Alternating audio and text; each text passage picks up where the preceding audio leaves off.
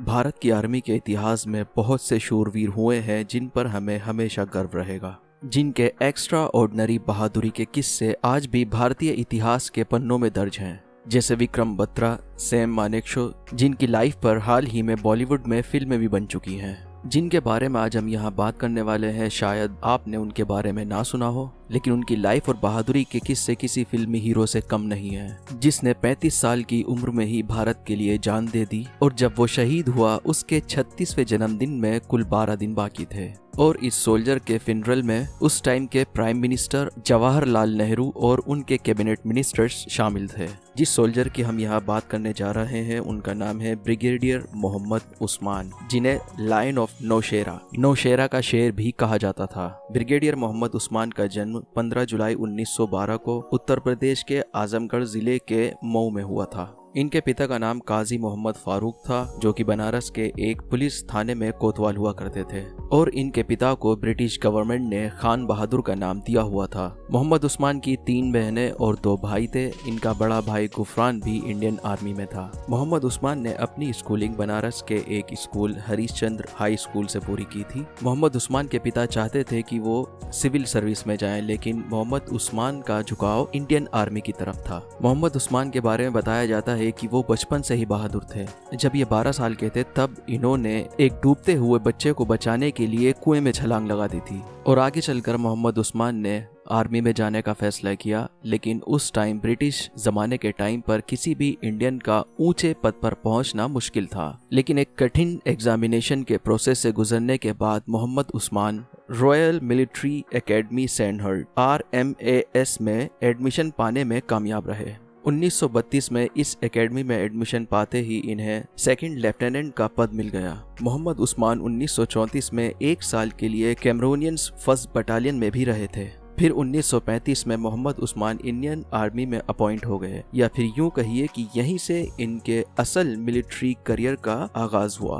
पहले मोहम्मद उस्मान को 10th Baloch regiment की 5th बटालियन में शामिल किया गया और 1935 के एंड में Mohammad Usman North West Frontier British military की मोहम्मद कैंपेन में भी शामिल रहे। मोहम्मद एक ट्राइब थी जो कि नॉर्थ वेस्ट में ब्रिटिश अथॉरिटी द्वारा चल रहे कंस्ट्रक्शन में बाधा डाल रहे थे। इन्हीं को रोकने के लिए ब्रिटिश गवर्नमेंट ने एक कैंपेन चलाया था, जिसको मोहम्मद कैंपेन भी कहा गया। 1936 में मोहम्मद उस्मान का प्रमोशन हुआ और वो लेफ्टिनेंट बन गए। 1941 में मोहम्मद उस्मान कैप्टन के पद से भी नवाजे गए। फिर 1944 में मोहम्मद उस्मान को कुछ समय के लिए मेजर के पद पर भी रखा गया। फिर 1945 से 1946 के बीच मोहम्मद उस्मान ने 10th बलूच रेजिमेंट का चार्ज भी संभाला। फिर आता है भारत की आज़ादी का दौर। 1947 में भारत आज़ाद तो हुआ, लेकिन भारत में सांप्रदायिक दंगे भी शुरू हो गए और एक अलग देश बन गया पाकिस्तान। और पाकिस्तान एक मुस्लिम मेजोरिटी वाला देश बना। और बताया जाता है इन्हीं सांप्रदायिक दंगों के बीच मोहम्मद उस्मान ने अपनी सूझबूझ से वेस्ट पंजाब, जो कि पाकिस्तान के हिस्से में आया था, वहां से हिंदू और सिख को सेफली बाहर भी निकाला। अब मोहम्मद उस्मान एक मुस्लिम थे, इसीलिए पाकिस्तान द्वारा मोहम्मद उस्मान को पाकिस्तानी आर्मी ज्वाइन करने का दबाव बनाया जाने लगा। यहाँ तक कि पाकिस्तान द्वारा मोहम्मद उस्मान को पाकिस्तानी आर्मी चीफ बनाने का भी ऑफर दिया गया, लेकिन मोहम्मद उस्मान ने पाकिस्तान के इस ऑफर को ठुकरा दिया और हिंदुस्तान में ही रहने का फैसला किया। अब बलूच रेजिमेंट पाकिस्तान के हिस्से में चला गया था, तो मोहम्मद उस्मान का ट्रांसफर डोगरा रेजिमेंट में कर दिया गया।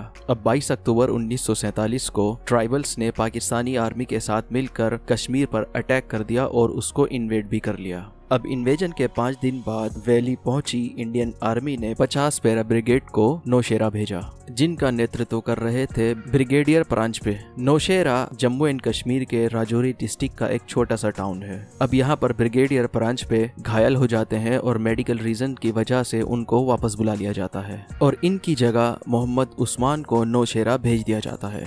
और अब तक मोहम्मद उस्मान ब्रिगेडियर के पद पर पहुंच चुके थे। 25 दिसंबर 1947 को ट्राइबल्स ने पाकिस्तानी आर्मी के साथ मिलकर झांगर पर कब्जा कर लिया था और झांगर भी राजौरी डिस्ट्रिक्ट का ही एक छोटा सा टाउन है। और तभी मोहम्मद उस्मान ने प्रण लिया था, कसम खाई थी कि जब तक वो झांगर को वापस अपने कब्जे में नहीं लेंगे, वो पलंग पर नहीं सोएंगे। उन्होंने अपने ट्रूप्स के साथ मिलकर पाकिस्तानी आर्मी द्वारा हो रहे नौशेरा पर लगातार हमलों को रोकने के लिए स्ट्रेटेजी बनाई और पाकिस्तान के कब्जे वाले कोट टाउन पर घातक हमले भी किए। अब 6 फरवरी 1948 को सुबह सुबह लगभग 6:45 बजे के आसपास पाकिस्तानी आर्मी ने नौशेरा पर 2 तरफ से अटैक कर दिया। इंडियन सोल्जर्स भले ही संख्या में कम थे, लेकिन उनके हौसलों में कोई कमी नहीं थी और इनका नेतृत्व कर रहे थे ब्रिगेडियर मोहम्मद उस्मान। इसी बीच राजपूत रेजिमेंट के 27 सोल्जर की एक टुकड़ी तेंदहार की पोस्ट पर डटी रही और रीइंफोर्समेंट आने तक उस पोस्ट को पाकिस्तानी आर्मी से सुरक्षित रखा। लेकिन इसमें भारत के 26 सोल्जर्स शहीद हो गए थे। इसमें से एक सोल्जर नायक जादूनाथ को परमवीर चक्र से भी सम्मानित किया गया था। जनवरी और फरवरी के बीच पाकिस्तानी आर्मी द्वारा झांगर और नौशेरा पर लगातार अटैक्स होते रहे, लेकिन ब्रिगेडियर मोहम्मद उस्मान और उनके ट्रूप्स ने इन हमलों को बड़ी बहादुरी से डिफेंस किया। लेकिन इस डिफेंस में 33 भारतीय जवानों की शहादत हो गई थी। लेकिन इंडियन आर्मी ने भी पाकिस्तानी आर्मी के 200 सोल्जर्स मार गिराए थे और इसी डिफेंस की वजह से ब्रिगेडियर मोहम्मद उस्मान को लायन ऑफ नौशेरा का खिताब मिला और इनको नौशेरा का शेर कहा जाने लगा। पाकिस्तानी आर्मी ने मोहम्मद उस्मान पर 50,000 रुपए का इनाम भी रख दिया था। फरवरी 1948 में लेफ्टिनेंट जनरल KM केरियप्पा कश्मीर पहुंचे और उन्होंने ब्रिगेडियर मोहम्मद उस्मान को पूंछ और झांगर पर कब्जा करने का ऑपरेशन चलाने के लिए कहा और मार्च तक भारतीय सेना ने झांगर पर कब्जा कर लिया था और उसके बाद भी पाकिस्तानी सेना झांगर पर कब्जा करने के लिए लगातार हमले करती रही। लेकिन ब्रिगेडियर मोहम्मद उस्मान ने अपनी लीडरशिप और सूझबूझ से उनकी सारी कोशिशें नाकाम कर दी और इसी को डिफेंड करते हुए मोहम्मद उस्मान शहीद हो गए थे।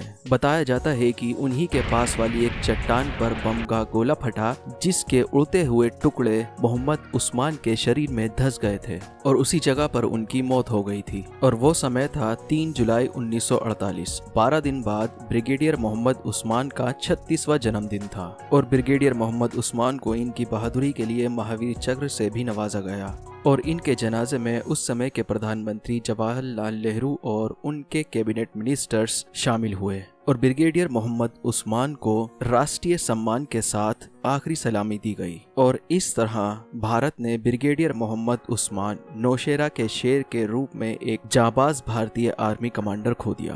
पहले इनके पार्थिव शरीर को जम्मू लाया गया, फिर वहां से दिल्ली, और सरकार द्वारा राजकीय सम्मान के साथ इनके जनाजे को जामिया मिलिया यूनिवर्सिटी में दफनाया गया। बताया जाता है कि मरते समय ब्रिगेडियर मोहम्मद उस्मान के आखिरी शब्द थे, I am dying, but let not the territory we were fighting for fall for the enemy। Hindi में यूँ कहा जा सकता है कि मैं मर रहा हूँ, लेकिन जिस जगह के लिए हम लड़ रहे हैं वो दुश्मनों की ओर मत जाने देना। तो ये थी ब्रिगेडियर मोहम्मद उस्मान के बारे में एक छोटी और महत्वपूर्ण जानकारी, जो मरते वक्त भी अपनी मातृभूमि, अपने देश के बारे में ही सोच रहा था। तो आज की वीडियो को इतना ही रखते हैं, मिलते हैं नेक्स्ट वीडियो में ऐसे ही किसी इंटरेस्टिंग टॉपिक के साथ।